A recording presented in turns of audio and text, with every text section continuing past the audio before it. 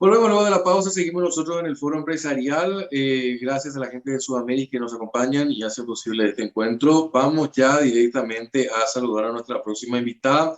Agradecemos mucho su tiempo con nosotros, como ya queremos también poner un poco en contexto al inicio de semana cómo está el tema de la educación. Está con nosotros la viceministra de Educación del Ministerio de Educación, doña Alcira Sosa. Doña Alcira, gracias por su tiempo. ¿Cómo está?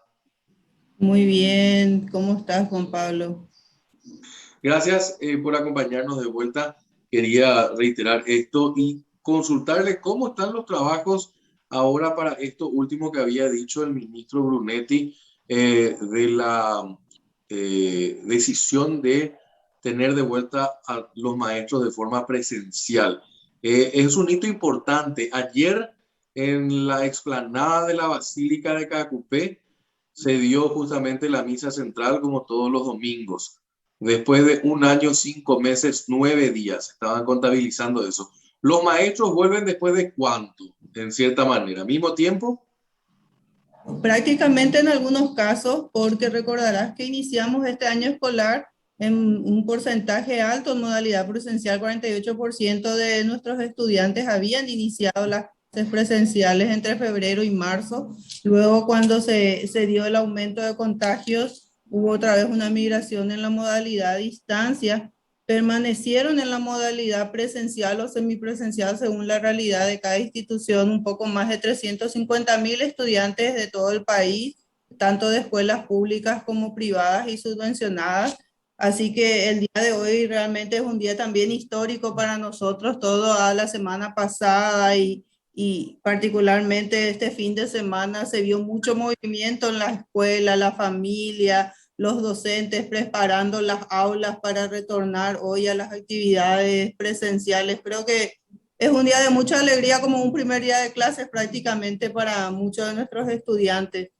Imagínate, por ejemplo, el caso de nuestros niños que están en tercer grado, prácticamente un año y medio en situación de pandemia, que no han participado de actividades en las escuelas y que conocen la escuela, pero más en la experiencia de lo que es la educación inicial, ¿verdad? Que no es la misma lógica o rutina de la educación a partir del primer grado. Entonces, para ellos es una experiencia realmente significativa y creo que para todas las familias y también para nuestros docentes.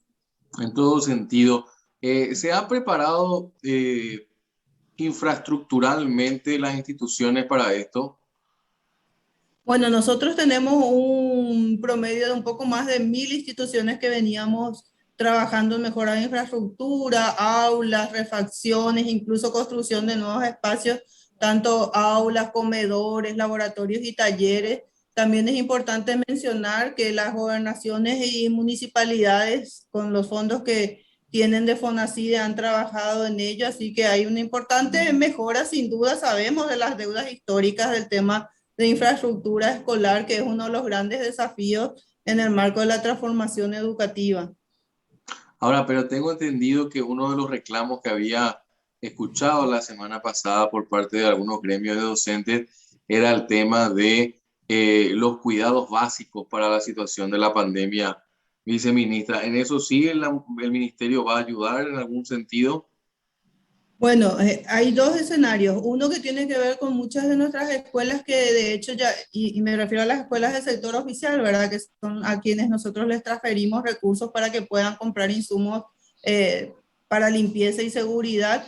Mucho de eso que se compró a inicios de año realmente no lo hemos utilizado porque más de 1 millón de estudiantes del sector oficial migró a la modalidad a distancia. 1.200.000 tenemos en el sector oficial de estudiantes. 200.000 permanecieron en ese primer semestre que te comentaba en modalidad presencial y 1 millón estuvieron en modalidad a distancia y hoy estaría retornando un porcentaje importante siempre y cuando los padres lo hayan autorizado. Entonces, en esa lógica teníamos disponibles estos insumos guardados en nuestras instituciones. Hay, el tema de provisión de alcohol lo han solicitado también las instancias que requerían y hemos retirado de Petropar y entregado en este periodo de entre el receso de invierno, incluso ya en algunos casos, y también estos días de agosto, porque el 2 de agosto retornó un grupo importante, el 23 retornaron todos los estudiantes, o un porcentaje alto en realidad, de estudiantes del noveno grado, tercero de la media, también retornaron en escuelas del sector rural y escuelas en contextos indígenas, y hoy están retornando los demás grados y modalidades. Hay una cuestión también, viceministra, que me parece importante destacar y desde su experiencia, que me gustaría dejar hoy como una suerte también de mensaje claro para la teleaudiencia. ¿Qué es lo que conviene, la virtualidad o la presencialidad? Bueno, todo depende de las condiciones, sin duda, Juan Pablo, porque en nuestro país las condiciones de acceso a tecnología de media o alta gama o a conectividad en los hogares es bajo, ¿verdad? O sea, nosotros contamos, según la mayoría de los estudios, dan cuenta que el 30% de nuestra población tiene recursos de media o alta gama que te permite una conectividad a través también de equipos que faciliten el desarrollo de actividades sincrónicas en entornos virtuales. Los demás accedían en realidad a través del WhatsApp, que sí te puede hacer llegar la información, que sí puede permitir en algunos casos videollamadas entre los grupos de estudiantes y sus docentes, pero sin dudas no es lo mismo que hacerlo en línea con estos recursos, como te decía, de media o alta gama. Pero sin dudas abre una posibilidad importante en términos de que, sobre todo ahora que retornamos y sabiendo que va a haber pérdidas importantes de aprendizaje, lo dicen todos los estudios internacionales, entonces que podamos desarrollar actividades en la modalidad presencial, en el horario que nos toque ir a la escuela, a la mañana o a la tarde, incluso a la noche algunos, y que a contraturno uno pueda seguir desarrollando actividades en esa modalidad con las diferentes estrategias disponibles. Ahora, la cuestión también en torno a esto, para cerrar un poco este capítulo de lo que significa la vuelta a clases. La recomendación es que la mayoría de los chicos vuelvan a clase.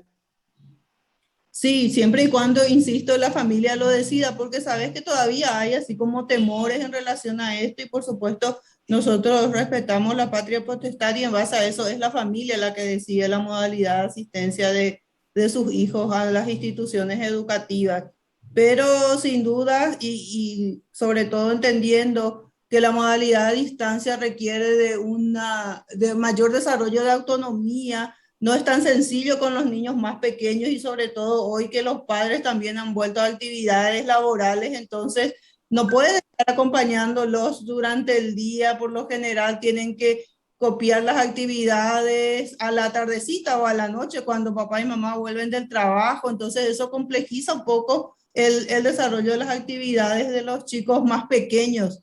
Los del tercer ciclo y media como que relativamente ya son más autónomos, ya tienen ciertas habilidades para la lectura y la escritura, entonces pueden desarrollar actividades con menos complejidad, pero los más pequeños necesitan el acompañamiento de alguien en la casa, y no siempre tenemos últimamente ya los adultos en la casa, ¿verdad? Porque estamos todos en nuestros espacios laborales también. Sí, es cierto, esa es una realidad también que afecta bastante y que es toda una nueva dinámica en materia de organización para las familias. Otra cuestión que quiero plantearle también, viceministra, aprovechando su tiempo, hay un informe que salió justamente sobre los docentes que no tienen el nivel académico según un estudio. Diseño de la Estrategia de Transformación Educativa 2020-2030. Bajo prestigio social. ¿Está al tanto de este informe, viceministra? Sí, por supuesto, es un informe que, o sea, un diagnóstico que se ha elaborado en el marco de la evaluación de estas 3 décadas de reforma y de la construcción de este Plan Nacional de Transformación Educativa que nos permita de aquí a 10 o 15 años definir estrategias para la mejora de la calidad educativa, más que nada, ¿verdad?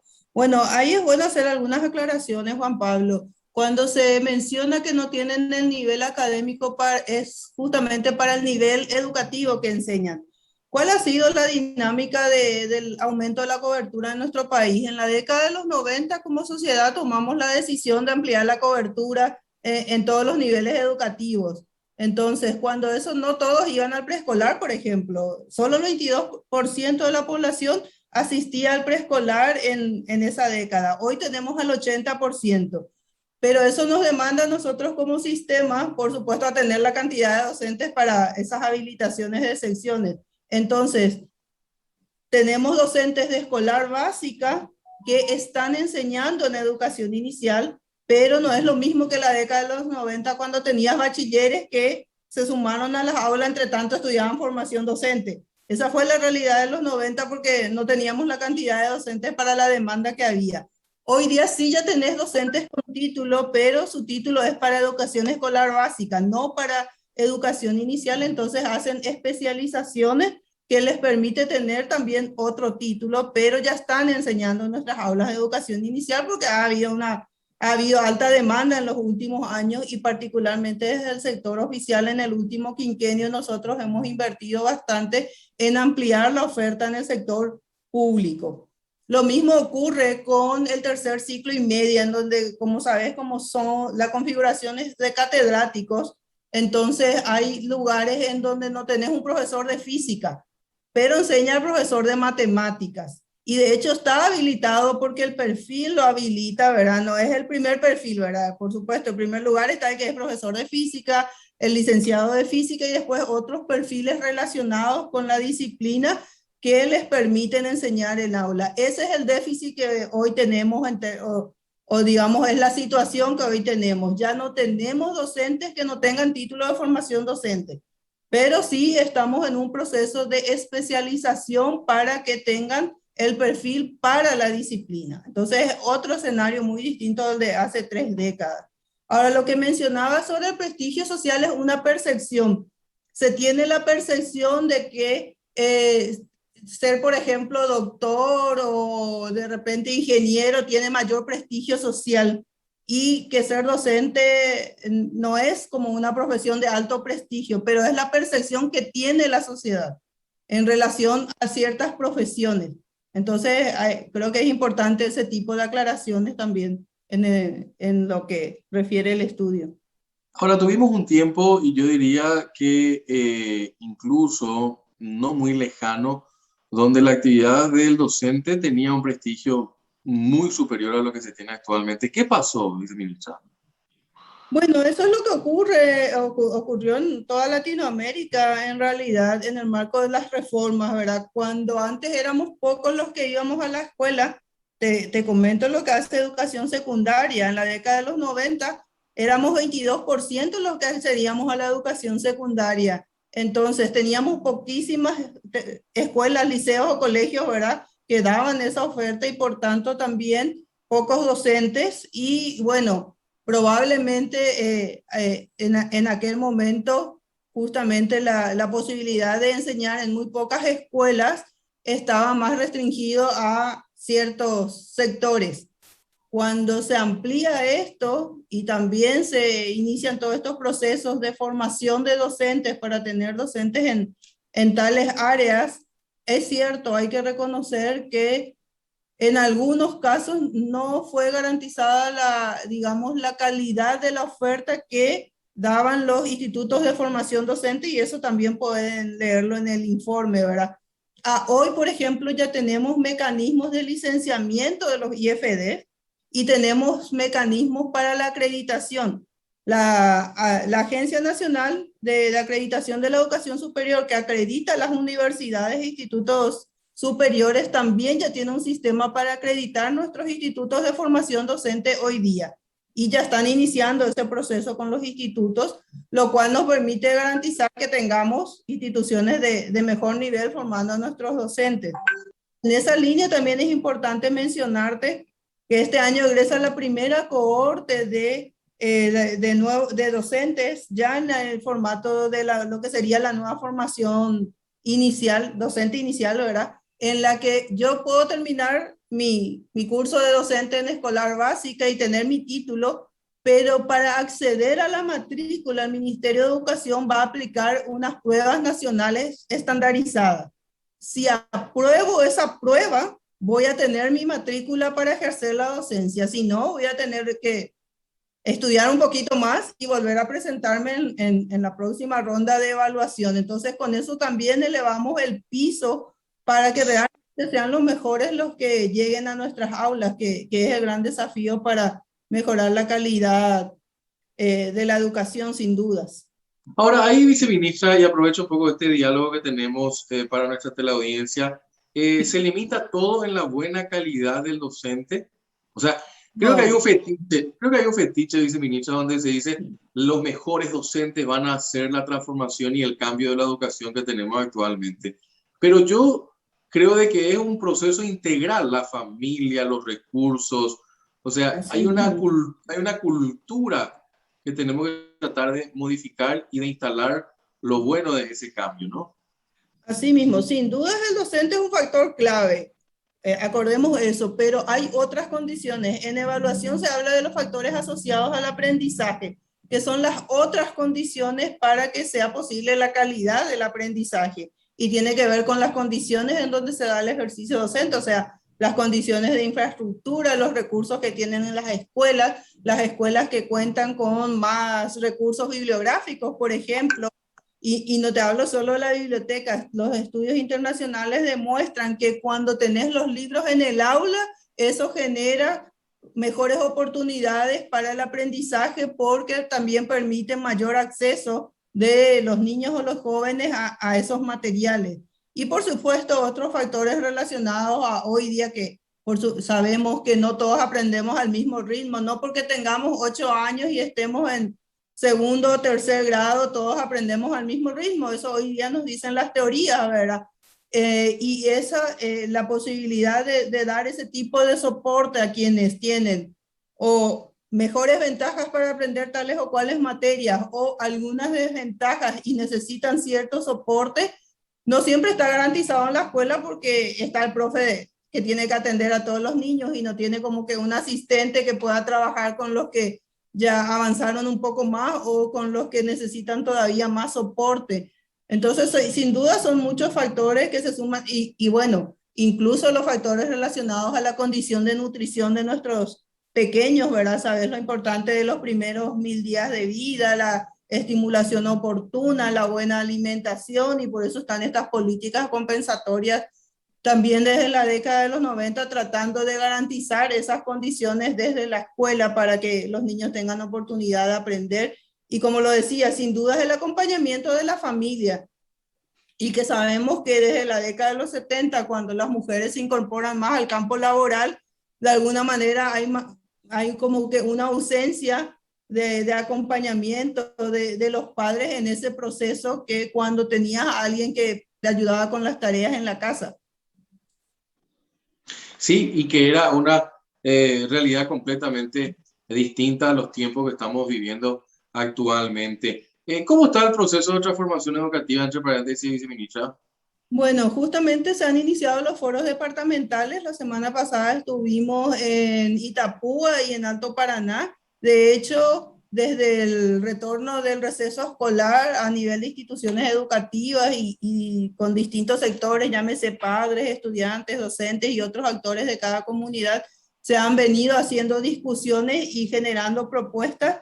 Y en este foro se han reunido representantes de distintos sectores en base al análisis justamente del diagnóstico que comentábamos hace rato y de los nudos críticos del sistema de manera a analizar propuestas que respondan por un lado, por supuesto, a estos grandes desafíos que tenemos como sociedad, pero que también respondan a las necesidades del territorio, que sabes son diversas en nuestro país, ¿verdad? De acuerdo a ese contexto. Y la educación debería poder responder también a esa realidad de cada departamento y de cada zona, atendiendo la diversidad que tenemos en el país.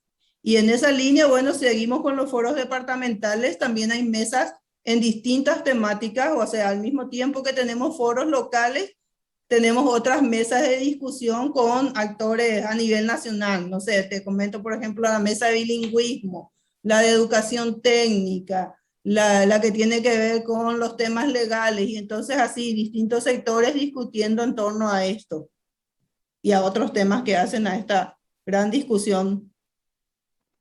Que definitivamente en algún punto yo creo de que hay que mapear un poco la realidad educativa a nivel país, porque no todo es igual. Así mismo.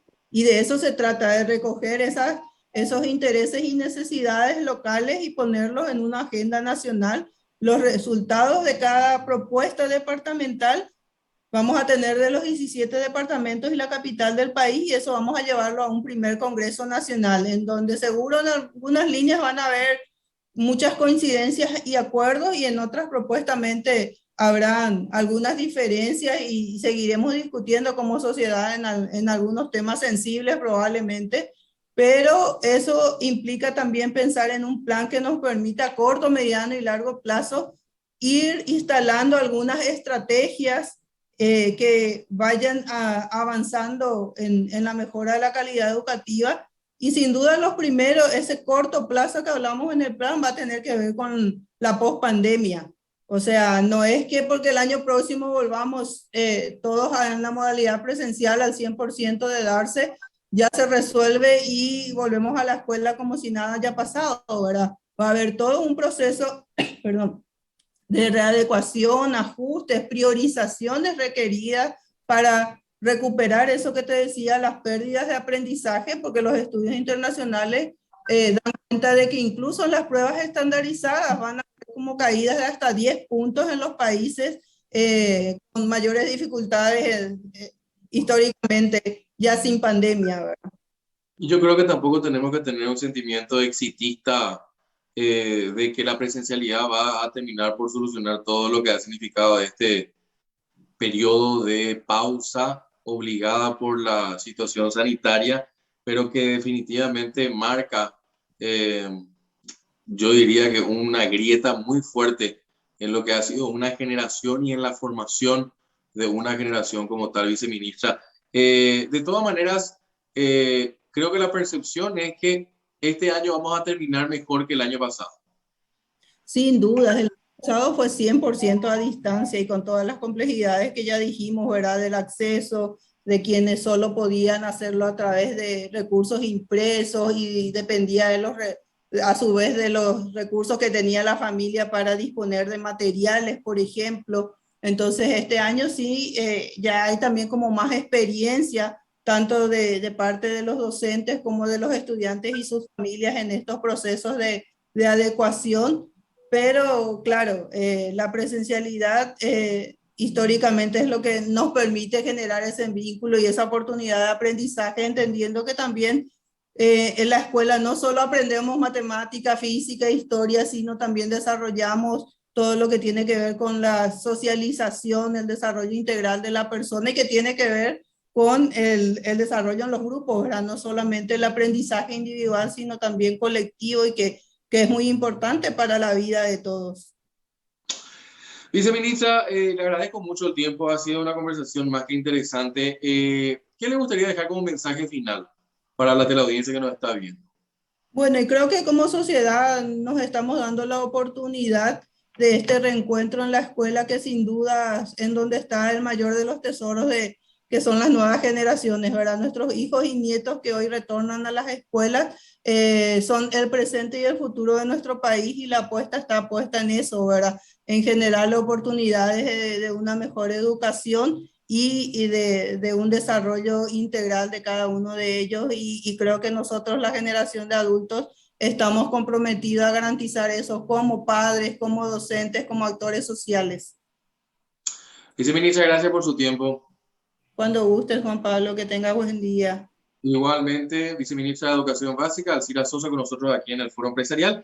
Nosotros vamos cerrando nuestro encuentro, agradeciendo simplemente también a la gente de Sudamérica que nos acompaña como todos los días, y nos recuerdan que tenemos hasta 12 cuotas sin intereses en electrónica, hogar, e-commerce, colegios y universidades, talleres y equipamientos, como también en clínicas y sanatorios. Hasta 12 cuotas sin intereses en todos estos rubros, todos los días en todo el Paraguay, con tu tarjeta de crédito Sudamérica. Solicita tu tarjeta ahora llamando al 416-6000 o en www.sudameric.com.py. Sudameric, todo un banco. Muchas gracias a la gente de Sudameric también por estar con nosotros también aquí en el Foro Empresarial. Ya se llega Samuel Acosta con Monitor Económico, y nosotros a las 12 nos reencontramos de vuelta en nuestro informativo central. Al despedirnos como todos los días, también van los deseos de buenos días y buena suerte.